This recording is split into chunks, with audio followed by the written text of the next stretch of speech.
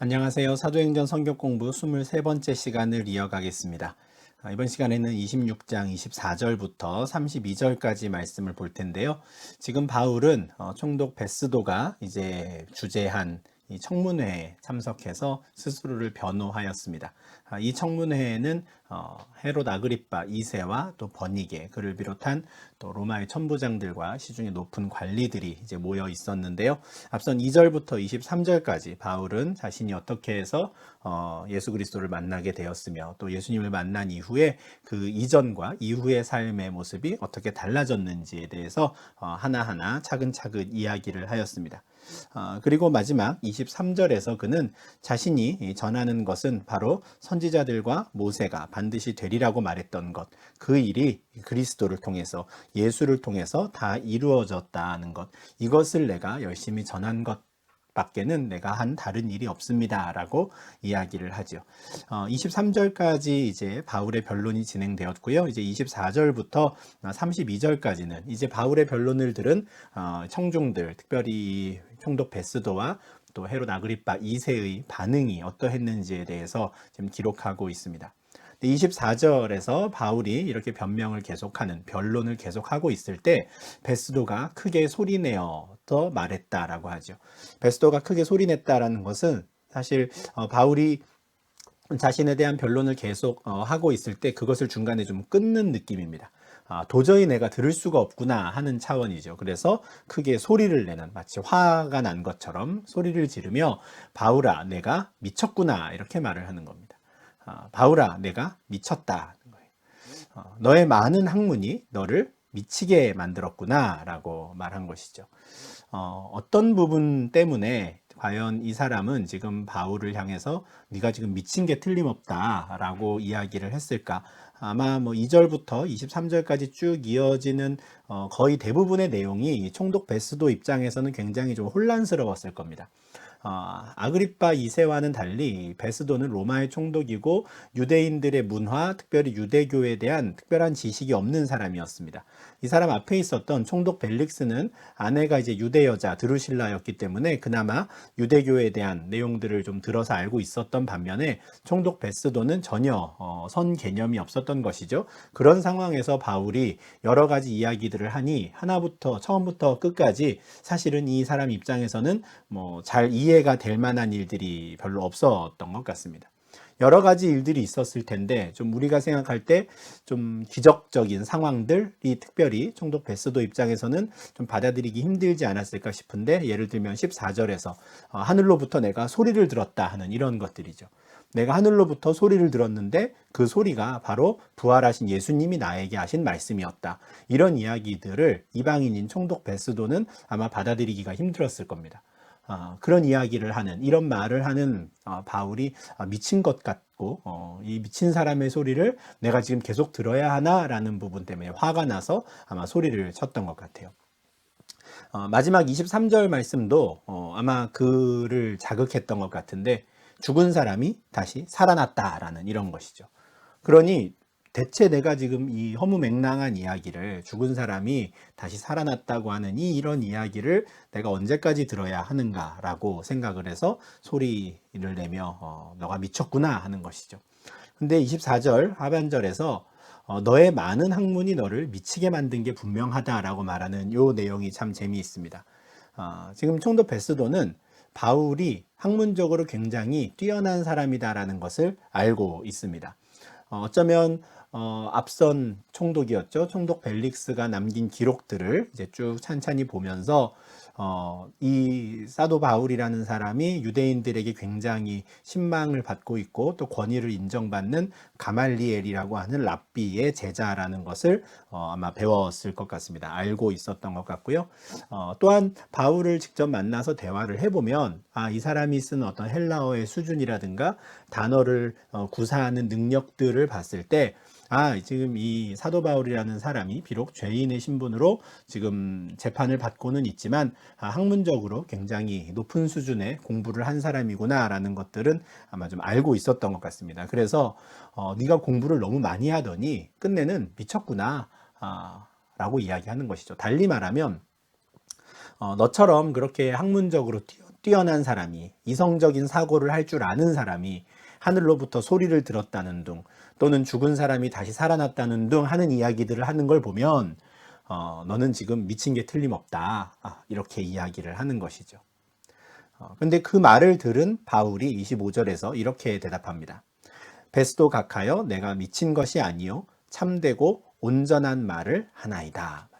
아주 또박또박 이야기하죠. 총독 베스도의 반응과 지금 바울의 반응이 굉장히 상반됩니다.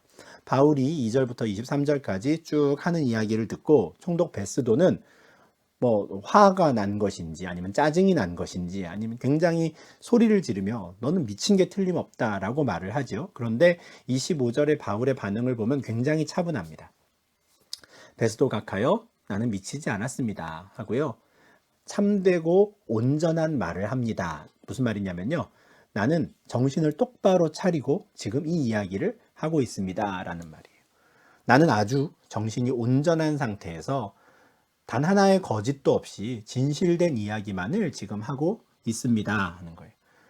앞서 제가 크게 한 두 가지 정도의 요소가 총독 베스도의 귀에 거슬렸을 것이다 라고 했던 뭐 하늘로부터 소리가 들렸다든지 아니면 나는 부활한 예수를 만났다든지 하는 이런 이야기들이 내가 만들어낸 거짓말이 아닙니다 라는 것이죠. 참입니다. 진실된 이야기입니다. 정말 나에게 이런 일이 있었습니다 라고 말하는 거예요.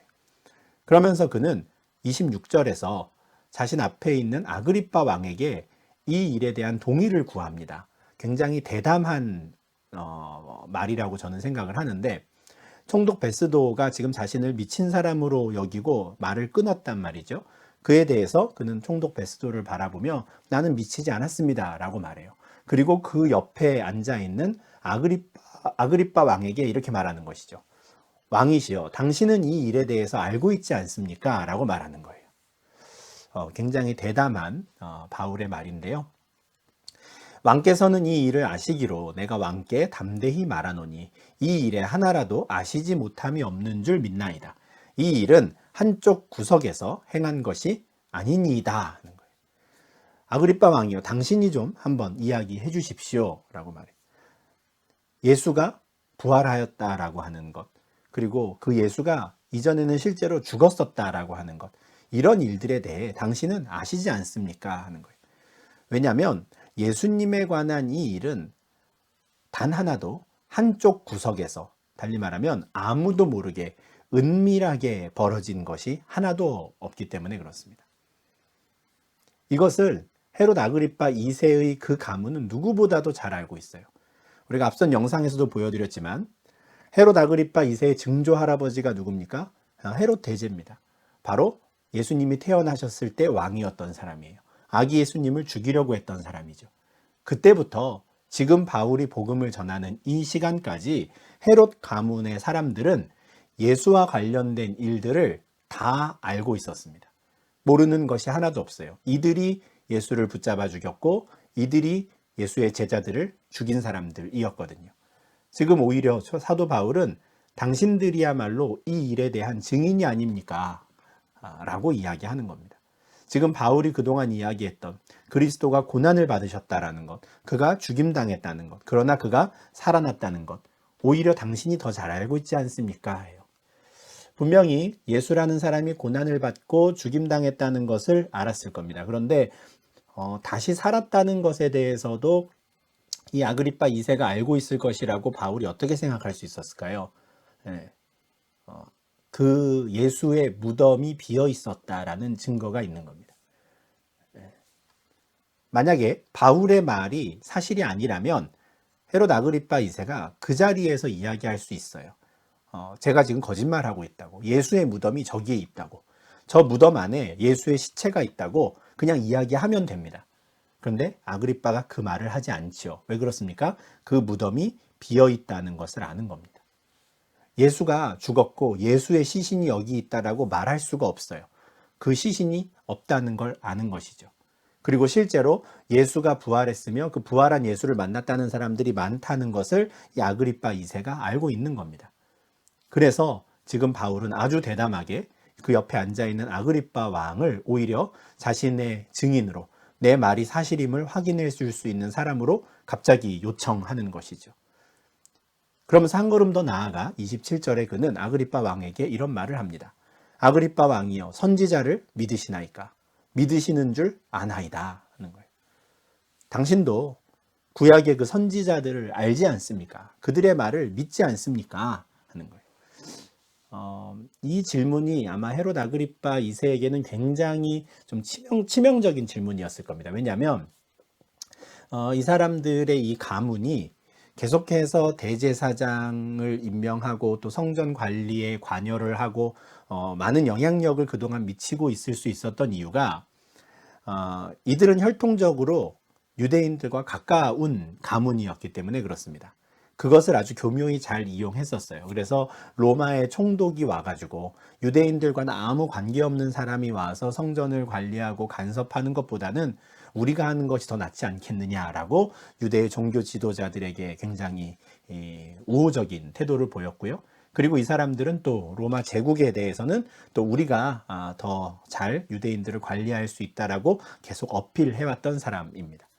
그런데 만약에 바울이 지금 이 많은 사람들이 보는 앞에서 당신은 선지자를 믿으십니까? 라고 했을 때 이 아그리빠 왕이 나는 믿지 않는다 라고 해버리면 어떻게 되겠습니까?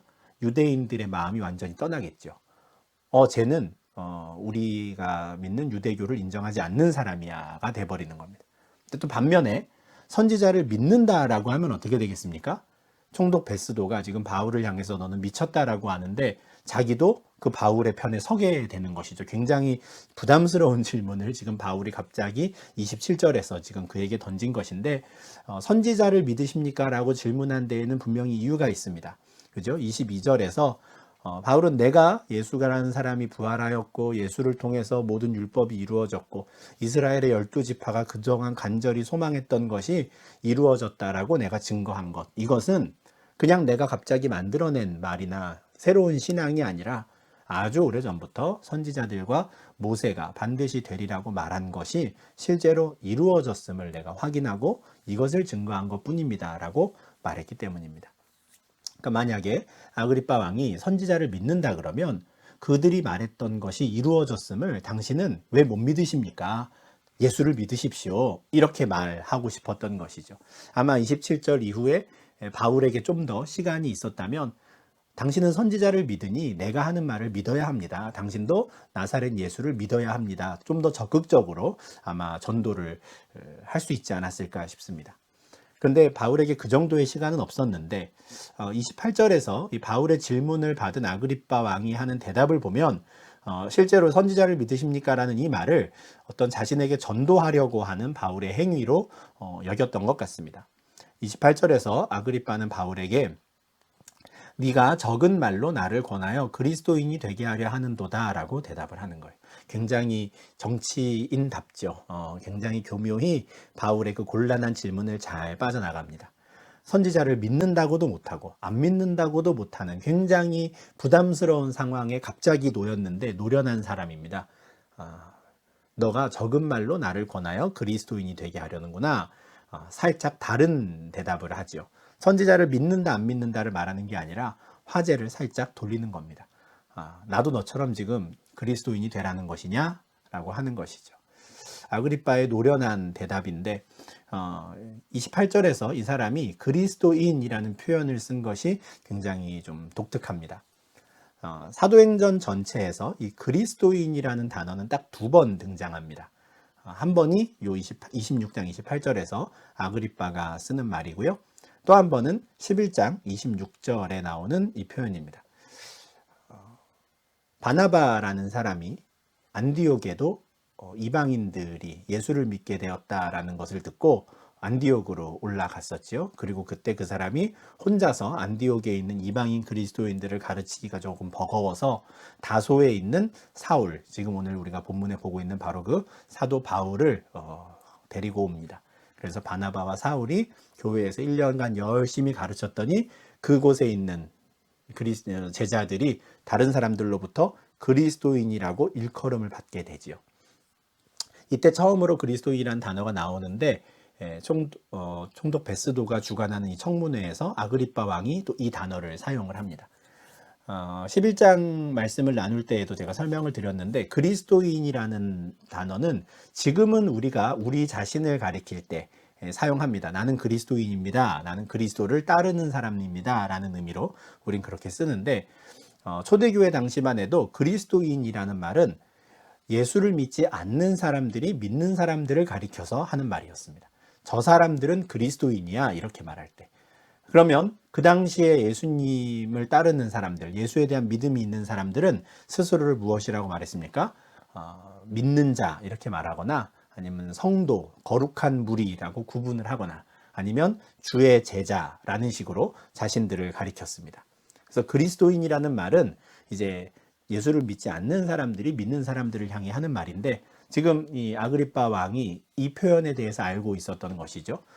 그리고 바울에게 나도 너처럼 그리스도인이 되라고 하는 것이냐, 나도 그리스도를 따르라고 하는 것이냐, 네가 지금 요 작은 말들 몇 마디 되지 않는 것으로 지금 나에게 전도를 하려고 하는 것이냐, 이렇게 이야기를 하는 겁니다. 정치인인 아그리빠 2세의 이 교묘한 대답인데, 그러나 바울은 굉장히 진지합니다.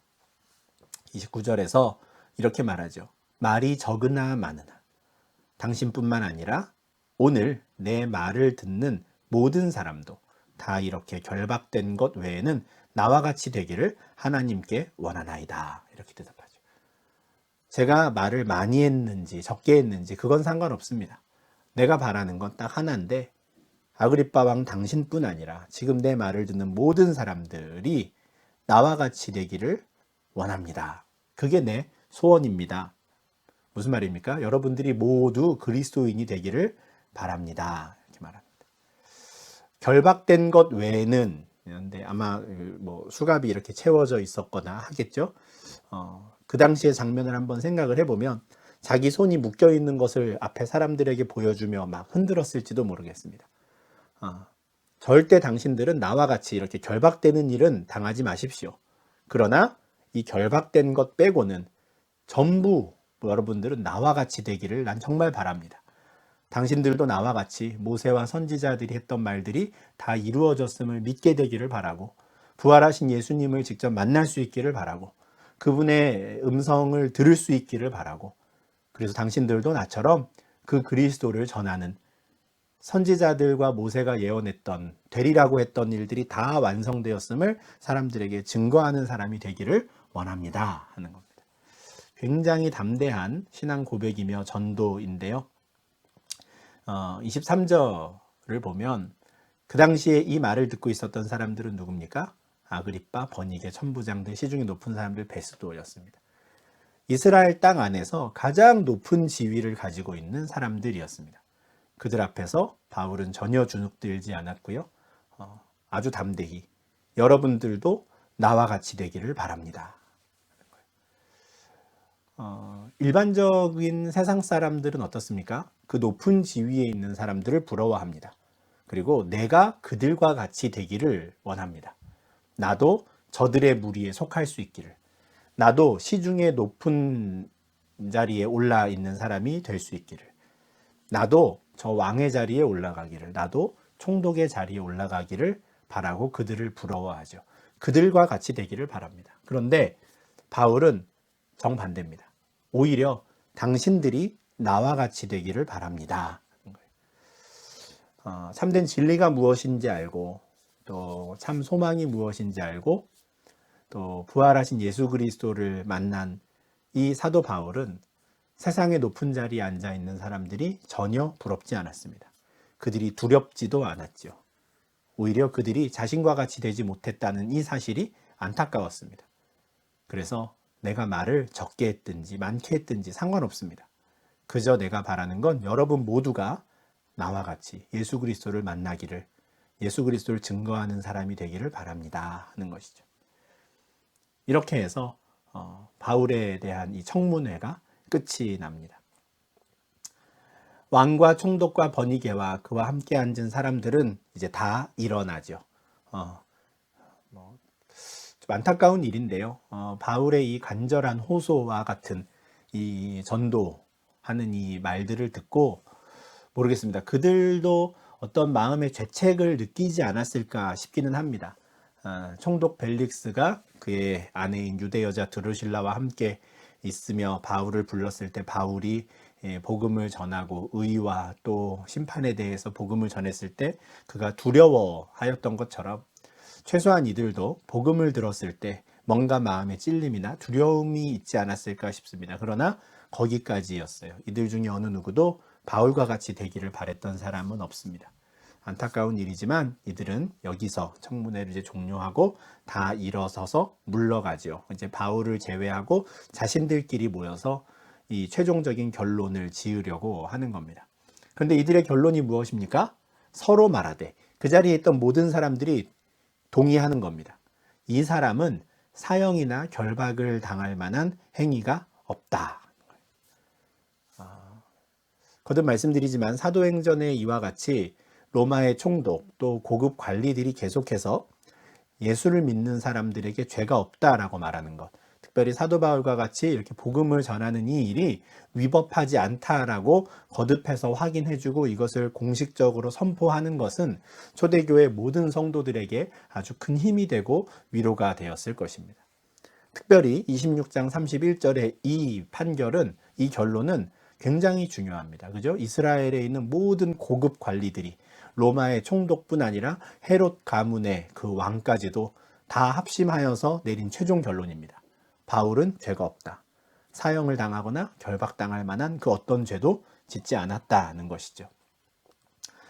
마지막 32절에서 아그리빠는 한 걸음 더 나아가서 베스도에게 이런 말까지 합니다. 이 사람이 만일 가이사에게 상소하지 아니하였더라면 석방될 수 있을 뻔하였다는 말까지 하죠. 정도 베스도 입장에서는 굉장히 곤란한 말일 것 같은데 아그리빠는 그런 것이죠. 이 사람이 지금 가이사에게 상소했으니까 지금 당신이 로마로 이 황제에게도 이 바울을 보내야 한다는 것은 내가 알겠는데 만약에 이 사람이 내가 황제에게 재판받겠습니다라고 하지 않았으면 이 사람은 무죄로 지금 당장 석방해줘야 합니다라고 말하는 거예요. 총독 베스도는 지금 바울을 로마로 보내면서 어떤 죄목으로 왜 이 사람을 그쪽으로 보내는지를 써서 보내야 하는데 참 곤란해졌습니다. 그죠? 우리는 아무리 생각해도 죄를 찾지 못했습니다. 그냥 우리가 재판을 할 수 있다면 석방하는 게 좋을 뻔했습니다. 그러나 바울이 황제께 재판을 받고자 해서 굳이 바울을 보냅니다. 뭐 예를 들어서 이런 식으로밖에는 지금 쓸 수밖에 없는 상황이 된 것이죠. 베스도는 참 곤란한 상황일 수도 있겠지만 그러나 바울을 비롯한 초대교회 모든 성도들에게는 26장 31절과 32절의 이 말들이 아마 굉장히 큰 힘이 되는 중요한 말이었을 것입니다. 자신들이 믿음 생활을 하는 것, 복음을 전하는 것이 위법하지 않다라는 것이죠. 이런 자료들이 하나하나 쌓여서 결국에 온 로마에 담대히 복음을 전하는 사람들이 끝까지 활동을 하고 또 그 복음을 받아들이는 사람들이 점점 생겨나는 것이거든요. 그래서 사실은 예루살렘에 도착한 이후에 지금까지 26장까지 바울이 수차례 여기저기 끌려다니며 위정자들에게 자신을 변호하게 되고 또는 복음을 전하고 하는 상황들이 이어졌던 것은 그만큼 그 초대교회 당시에 과연 우리가 복음을 전하는 것, 또 신앙생활 하는 것이 합법적인가에 대한 또 좋은 대답을 마련해 주기 위해 이 관련된 기록들을 누가가 꼼꼼하게 지금 기록하고 있었던 것 같습니다. 그리고 최종적으로 바울은 죄가 없다라는 것을 확인받는 것이죠. 그렇다고 해서 실제로 바울을 그냥 풀어줄 수는 없습니다. 왜냐하면 바울이 스스로 로마에 가서 재판을 받고자 하였기 때문에 지금 이제 총독 베스도가 해야 하는 일은 바울을 로마로 안전하게 보내는 것, 이것이 그냥 그가 해야 하는 일이 되었습니다. 예루살렘에서 또는 가이사랴에서 석방될 수 있었지만 오히려 바울은 자신이 로마 시민권자인 것을 활용해서 로마로 가고자 하였고 또 총독 베스도는 이제 그를 로마로 보내게 되죠. 이제 다음 주에 이제 27장의 내용을 볼 텐데요. 이제 가이사랴를 출발해서 그가 로마까지 갈 때 또 아주 극적인 여러 순간들을 이제 지나게 되는데 우리가 이제 그 장면을 볼 것이고요. 오늘 이 26장 마지막 후반부의 내용을 우리가 마무리하면서는 이 말씀을 꼭 기억하면 좋겠습니다. 당신들도 나와 같이 되기를 원합니다라고 이야기했던 바울의 그 담대한 말들을 우리가 기억하여서 우리가 세상의 높은 자리에 있는 사람들, 또 나보다 더 부유하고 또 잘난 사람들을 우리가 부러워하며 우리가 그들과 같이 되고자 애쓰고 그들의 삶의 방식을 따라가는 게 아니라 오히려 담대히 그들을 향해서 나를 닮으라고 말할 수 있는, 나와 같이 예수 그리스도를 당신도 알게 되기를 바란다고 우리가 그렇게 확신을 가지고 또 선포하고 도전할 수 있는 그리스도인이 될 수 있으면 참 좋겠습니다. 이렇게 해서 우리가 26장의 내용을 마무리하고요. 이제 다음 주 성경 공부 시간에 또 뵙도록 하겠습니다. 감사합니다.